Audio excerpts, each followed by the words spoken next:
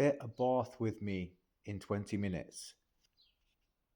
Okay, so first off, I measure the distance from the bottom lip of the bath to the floor. This distance is down to your personal preference, but I usually fit mine around 55 centimeters from the finished floor height to the top of the bath rim. Next, I set my laser level to the bottom edge of the bath lip. This bath lip was 40 millimeters, so I marked up 51 centimeters from the finished floor level. Next, I measure the distance between the two side walls. I actually built these walls as part of an extension, so I've intentionally made the gap 1805 millimeters for a 1800 ml bath to make sure the bath fits snugly with hardly any gap either side. Next, I'll cut the batten to size. I'll screw one side into the wall, then work my way over to the opposite side and screw that in, check for level, and then add some fixings in the middle. Before I tighten this up fully, I'll apply a bead of Sudol Fixol Turbo down the side just to add extra strength so it has a complete bond all the way along. For the two side pieces, you're going to follow exactly the same process, fixing one side, then the other, and then put a fixing in the middle if you think you need it.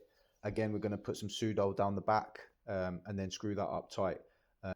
This is a 700 bath, so I'm going to measure about 600, taking into account the width of the other batten. I don't want to come too far forward to the edge of the bath because I've still got to fit the framework that's going to take the tiled bath panel. After fitting each of these pieces, what you want to do is get the biggest level you've got and then span across from one corner to the middle of the bath. That's going to give you the most accurate reading and just make sure that you're perfectly level. This is going to make a big difference if you're tiling the bath. If you're 2 or 3 millimeters out here, you're going to have a huge gap going from one end to the other when you're tiling your bath, and you're going to have to do lots of different little cuts, which is going to make your life hard. The last stage is to actually fit the bath. So I'm lowering it in, just making sure that I'm perfectly level and I've got contacts with all the battens all the way around.